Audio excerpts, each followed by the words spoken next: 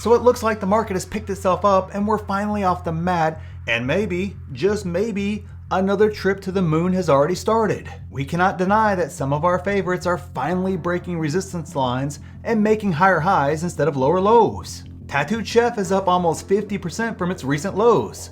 NIO is up over 40% from its recent lows, and Palantir has been crushing it as well, up 50% from its recent lows. Even boring stocks like my favorite, Apple, is up 11% in just a couple of months. And we covered every one of these stocks on this channel, and most of the time I got destroyed because I said don't buy the hype rally at the beginning of the year, but instead be patient and wait for the deals. But that's okay, I'll take all the hate, because while others bought at all-time highs, we were busy on this channel buying the lows. And it looks like the trades we made in the Market Insiders private group confirm that we bought right at the bottom. We literally bought Apple on March 8th, NIO on May 13th, Tattooed Chef on April 20th, and Palantir for $16 during some weird pre-market shenanigans that happened on May 11th. I mean, seriously, it was weird. We were up like 25% on the day for no reason that I could ever figure out. Did we use some sort of magic or voodoo? Did the hedge funds tip me off because they totally care about me and want to give me chances that they give to nobody else? Did I give up my grandma in exchange for secret information on when the bottom was going to be? Well, the short answer is no. I don't even have a grandma, number one. And number two, I just simply had a plan. And that is what this channel is about. It's about buying according to a plan and doing actual due diligence based on facts, not hype or hope. And that is why you are subscribed to this channel. And if you're not subscribed, it's literally easy and free to do. Just like me. Wait, oh, well, I guess it's actually kind of true.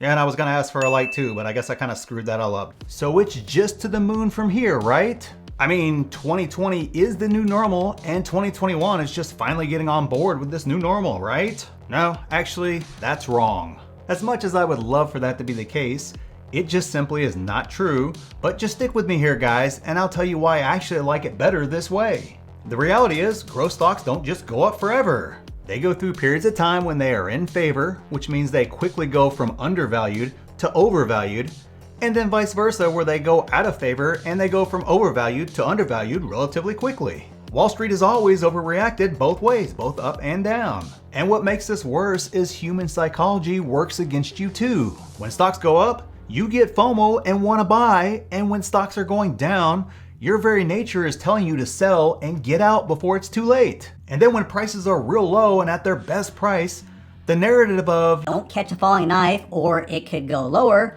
weighs on your mind and prevents you from buying at those great prices. And then the stock races up again and you feel FOMO again, even worse this time because you already missed the opportunity once and you aren't going to miss it again, right? And the cycle just continues, leaving you in a constant state of panic and FOMO. Add in all the YouTube and media hype about get in now before it's too late, or oh no, everything's crashing, and before you know it, you are a total wreck buying randomly and making poor decisions. But Luke, what is the point since you always say nobody can time the market, right? Yes, you're absolutely right. Nobody can time the market. But having a plan, doing your due diligence, and setting your price targets and executing at or below those price targets is exactly how you avoid emotion and buy at or near those lows and avoid buying at all-time highs. When you do the work on a stock and you know its value, it's just much easier to see when it's getting too hot and when it's a bargain. I mean, if I offered you a Lamborghini today for $10,000, would you buy it immediately? Or say, well, it could fall further, or, I really don't want to catch a falling knife, so no thanks, Luke. I think most people are buying that Lamborghini for $10,000. Now, yes, I agree that was grossly exaggerated, but I'm just trying to illustrate the point here. And here is something else that works in your favor. If you are a long-term investor like I am, you don't have to buy at the bottom or even try to buy at the bottom. As long as you avoid buying at all-time highs too often and you're picking great stocks, you'll be just fine over the long run. Seriously, ask me how many times I've bought Apple and other great stocks at all-time highs. And the answer is way too many times. But over the long run, they've all worked out to be great investments. And here, I'll give you a recent example. I got my entry point wrong with Palantir. I actually set my price target at $21 and some change when it was at $40 per share back at the beginning of the year. So as it continued to fall through March and April, I bought it when it got close to that mark, which turned out wasn't even close to the bottom. But Wall Street wanted to beat down a great stock, so I was able to actually average down a lot and have a much better average than I ever thought I would have, and more shares than I ever thought I would have. That is what having a plan does for you.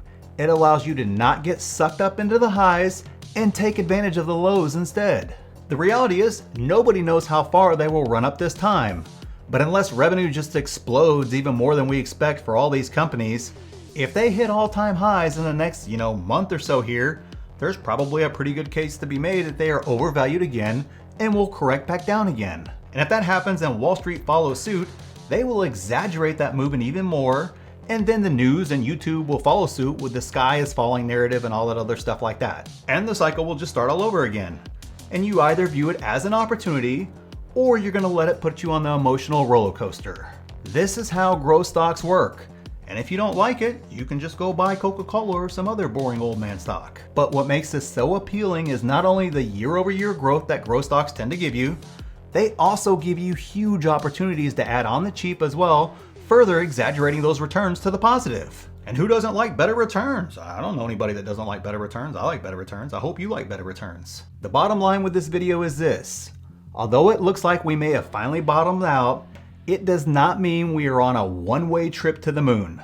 There will be down times along the way. Now sure, we may not see those cheap prices again, but that doesn't mean it's too late either, and there will be opportunities to buy at a great price. So do the analysis on the stocks you want to buy and have a plan in place not only for if the rocket does go back up, but also for when the stock corrects so you can take full advantage of those opportunities and be on the right side of the trade. And if you don't have a defined plan for all your stocks, or you don't know how to create a plan or value a stock, we can help you with your planning, as there is a course in the Market Insiders private group dedicated to just that, along with another course on creating an infinite money loop, and a bunch of other courses are available as well, along with live weekly Q&As where you can basically ask me anything, a great Discord group, tons of exclusive videos, downloads, and more, all for the price of a meal at McDonald's. And yeah, McDonald's has gotten expensive, guys. So check that out. It's the first link in the description. So thanks for watching, and we'll see you in the next one.